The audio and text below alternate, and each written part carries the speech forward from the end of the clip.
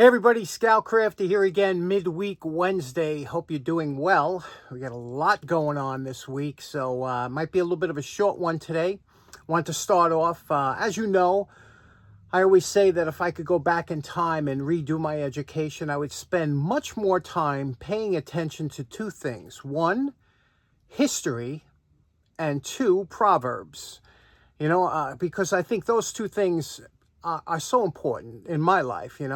History, because history usually repeats itself, and we're seeing that every day. I see that more and more. It's so important. If you know your history, you know what's coming next. And Proverbs, because those little sayings that they have really can shape your life. Like my grandmother used to say, a stitch in time saves nine, all these other things. But the one proverb that I want to talk about today is one that my grandmother used to tell me all the time. She used to say, don't believe anything you hear and only half of what you see. And boy, is that not true, huh? Especially today. Today with, all the fake news and everything that's on TV and the internet is just filled with misinformation. And now with the advent of AI, you can't tell what's real and what isn't real. It is amazing. I see these filters and everything. I say, wow, that's just amazing. But you can't believe anything and only half of what you see. And I'll show you what I mean by that. Okay, I apologize for any water you might hear in the background. We are having some flooding conditions here today. However, this is why you can't always believe everything you see. Let me ask you a question. These two screws, you have two wood screws here, one on the left, one on the right. Which one of these screws is larger? The one on the left or the one on the right? Now you're looking at that and you're saying, well, it's obvious the one on the left is much bigger than the one on the right, but watch this here. They're the same size. Isn't that amazing? That's why you can't always believe everything you see. Okay, next up, I was doing some shopping the other day. I was in Tractor Supply, and right about now they start coming out, even though we're couple months away, they start coming out with, we're actually 3 months away. They're coming out with Halloween stuff already. You see that in the stores, Halloween stuff? And Tractor Supply's got these animated pumpkins. And boy, talk about some scary looking pumpkins, especially at night, all lit up and stuff. Let me show you what I'm talking about. I filmed a couple of them. Happy Halloween. Have I frightened you yet? Halloween is rotten. I can't find candy anywhere. They got some real scary Halloween decorations. Big things and scary things, especially in Home Depot and stuff. I always get a kick out of seeing that. Next up, the Poor Man's Flea Market. This week was an interesting week for Poor Man's Flea. I didn't pick up a lot of stuff, but I saw some different things. Let me show you what happened this week on the Poor Man's Flea Market.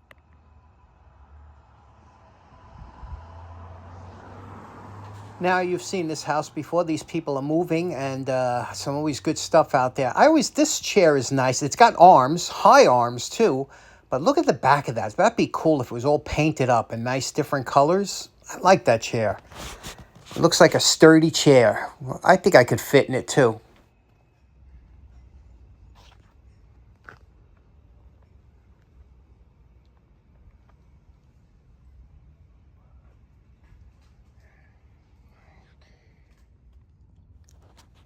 This is another house that's moving not far from me, and you can see, I always like brooms that have low mileage. That's a low mileage broom right there. And look, another makeup case. Geez, they're all over the place. And, oh, look, a Santa. What the heck is it? Oh, don't!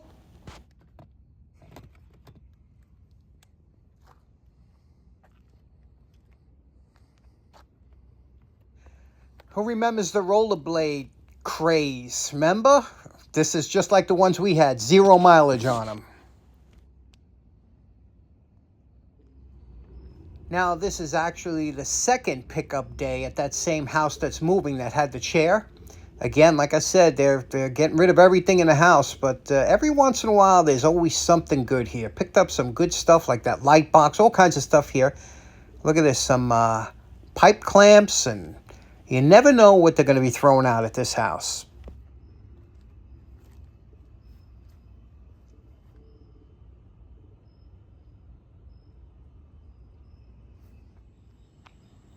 Do you know that cast iron radiators are very collectible and desirable? And you can also get money for scrap, but I wanted that ball valve, but I didn't have a wrench with me. I see lots of lamps thrown out, and whenever I do, what's the first thing I look for? So as you can see, it was an interesting week at the Poor Man's Flea Market. It really is like a flea market, isn't it?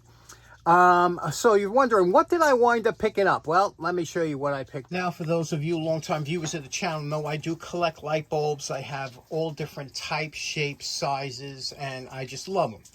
However, we're in a new age of light bulbs with these LEDs and whatnot, but every time I find a lamp, I find it amazing that a lot of times there's the bulb still in it. Now, if it's a one bulb lamp, there's a good chance that bulb is burnt out or whatever, but if it's a multi-bulb lamp, there's a good chance, and there's all the bulbs are intact, one of them's got to work, right? So we have a few here that I took out just this week, and this one's real interesting. This thing's heavy, one of the heaviest bulbs I ever felt. I don't know. I hope this thing works because it's very interesting. It says suitable for wet locations and whatnot. We'll try that.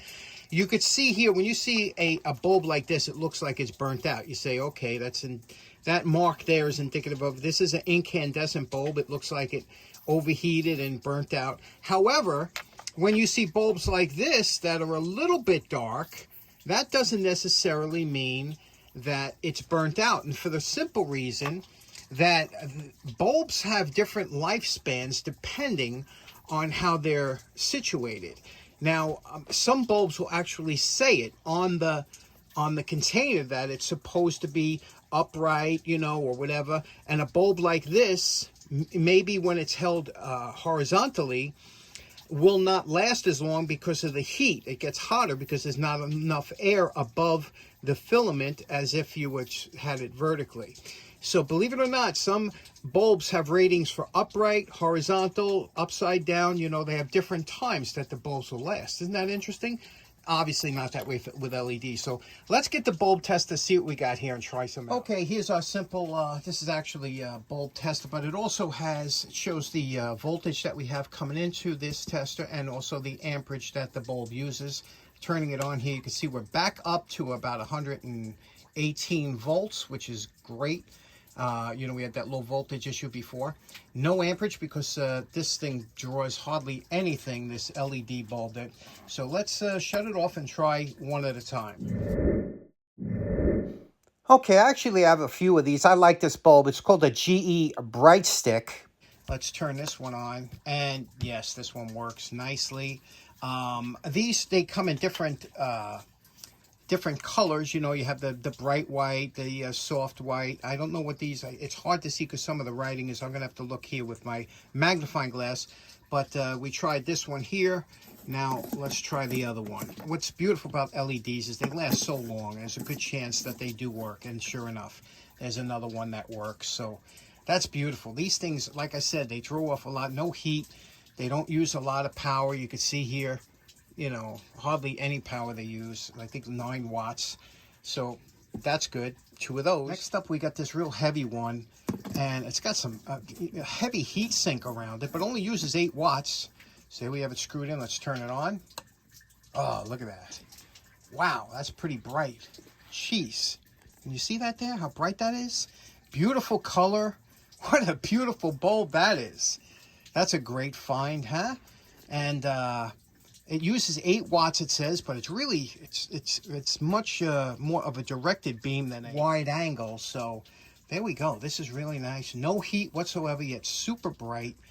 Lovely bulb. Next up, we have our candelabra bulb, and that's the size of the base. You can see here they have adapters. You see these adapters? You screw them in to the base. Let's shut it off here first.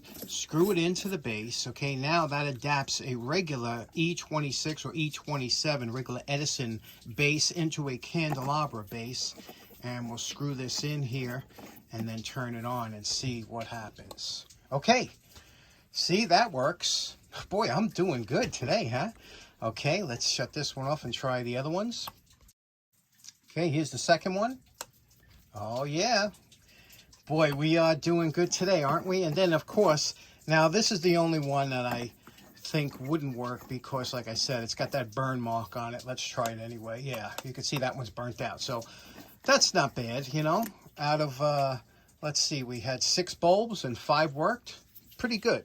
Next up, I did grab these 2 pipe clamps. Now, these are long. These are about 6 foot long on these pipes. And let me tell you a little bit about these clamps. Now, these are called pipe clamps. And if you don't have a set of these in the shop, they really come in handy. There's different makes. Although the Jorgensen, which is the orange ones, these are the ones that are most popular. These are the ones I bought. I bought about 8 of these when I was making my furniture upstairs. I made my furniture. And this here is a different brand. It has a different kind of clamp on the bottom, different kind of pipe locking. Now, what these clamps are good for is you can put them on any size pipe to make any size clamp that you need. Now, these happen to be on long 6-foot pipes, and black pipe, that's the pipe you use to put it on. That pipe has gotten so expensive, crazy expensive. Now, when I went looking for these type of clamps, I did a lot of research on them, and I'm very happy that I went with these. Now, they're not cheap, but, you know, you buy once, you cry once, right? And they usually come in packs of 2. This here are 2 different sizes that I'm showing you. And whatever, you could buy, the kit comes with this piece, and then you buy the black pipe at your regular hardware store, whatever, and whatever length you want. You can have 2 foot, 3 foot, 8 foot, whatever you want. Depending on the kind of work you're going to do.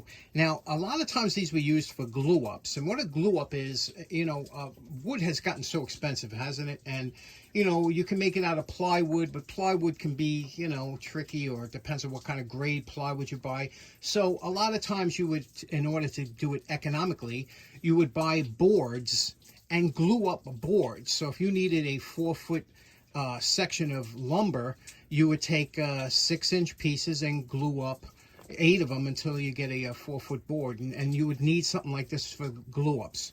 Now, if you remember this New Yankee Workshop, Norm had tons of these, and that's where we all had to, you know, buy them. But they did come in really handy for many projects. Now, there are 2 sizes. This is a 3/4 and this is 1/2 inch. Now, when I say 3/4, when you're dealing with plumbing pipe and stuff, the 3/4 of an inch is the inside diameter. So this pipe measures about 1 inch. So don't go by that. It's 3/4 inch black pipe is the large, 1/2 inch black pipe is the small. They both are almost identical, except one is going to be stronger. Obviously, the larger pipe is going to give you more rigidity. And you know, everything about here is rigidity. Everything we talk about is you want it to be rigid. Because if you have too thin of a pipe and you're trying to make a long glue up, that pipe might bend a little bit and give you a bow in your glue up. So the thicker the pipe, the better, okay? So let me show you some of the features of the clamp. Now, I used a piece of 3-foot 1/2 inch pipe on this clamp here, but at the end of all my pipes, I buy, you ever see those things that go on the bottom of canes, walking canes, or with little rubber feet? I put them on here. It really makes a nice addition. If you have to stand them up or something, they don't slip, they don't mar anything.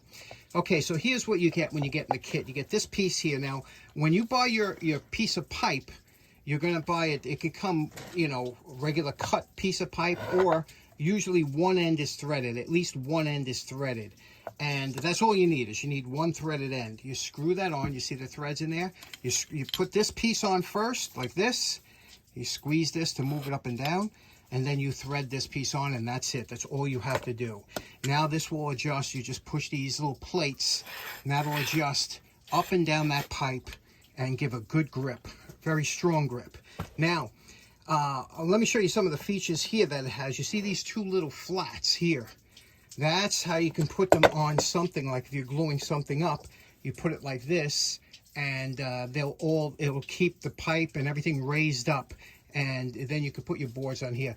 Let me show you what kind of clamping force you get. Now, like I said, you can clamp up any length of whatever pipe you might have. So let's say here, I wanted to glue this to the end of here. Let's say, okay, I want to put this end cap on here.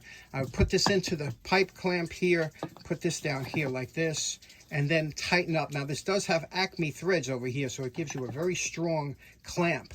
Now, once you get it to this point here, you could really crank down on this, and I'll show you this end here. You could really crank down on this and give a lot of pressure. I mean, so much so that that's not going, you can't even get it out of the clamp. And it has nice flat surfaces that it won't put dents or anything into it. And And there you go. And then you leave that there until it's dry. Bob's your uncle. Beautiful clamps. If you don't have any, it's worth the price to have a couple because you can use them for so many things. Okay, last up, one other item I found, this was a while ago, was this Craftsman or Sears. It's not, oh yeah, it is a Craftsman. Sears Craftsman 40-watt pencil soldering iron. Let's look at this, huh? You know I'm a fan of, now this was wet, but I said, I bet you this thing works because really there's not much to go wrong. So let's open this up here. Again, you always got to be careful because when it gets rusted, when this snap gets rusted, you could pull it and it'll pull it right out of the vinyl. So it's better off to take a knife and just pry it. Let me do that. Okay, we have it open. Let's take a look at how this looks here. Okay. All right. All right, a little, you could see, like I said, there was some water got in here, but that doesn't really matter with the heating element. So the first thing we're going to do before we do anything is we're going to plug it in and see if we get any heat. What do you think? Think it's going to work? Let's try it out. Okay, here we go. Plugged in. Now, feel down here. First thing you'll be able to tell is if this gets warm. And it should warm up within a couple seconds, if it, you know, a minute or so. This is only 40 watts, so it's not going to instantly get warm. That's one of the things when you do soldering, you got to kind of have your iron hot long before you start your project. How many of us wait till the last minute to plug your iron in, and then you're sitting there waiting impatiently? Okay, now this is super hot. It works. Okay, so we know it works. So now what we're going to do is we're going to do a little cleanup. Okay. A little cleanup, get rid of this rust here, clean up the tip. This really should be re-tinned. We'll get through that and clean up the plug, clean up the case. Unfortunately, there was a little crack back here that broke off over here. I'm just going to re-glue that with some CA glue, and then we'll finish cleaning. Okay, we cleaned the shaft, re-glued the back tip. While that sets up, let's clean the case. Okay, last step, we got most of the major dirt off with some soap and water. Actually, it's Comet and water to get this case. I love vinyl cases, you know that. And now we're going to do this, the rest of this, with the tub of towels, and we'll get the cord nice, and we'll be done. Now you know my favorite part. Remember what this Craftsman soldering iron looked like before we started. And we're calling this project done. What do you think about that, huh? Boy, this looks almost new old stock now, doesn't it? Look at that. Cord came out gorgeous with that tub of towels. By the way, they contacted me. They said, thank you very much. They saw the video we did, and they were very appreciative. So, but it's a great product. So I only tell the truth over here, right? But look at that. Look how nice that looks. And I always told you, I love vinyl packaging. Look how nice that cleaned up. It looks, like I said, it looks new old stock. That one's in the can. Okay, so in closing, we got a few things accomplished today. Besides getting a haircut and doing my billing and all the other things I had to do, was able to pop this video out. So I hope you enjoyed it. We'll see you again on Friday. Hope you enjoy the rest of your week. Take care now. Bye-bye.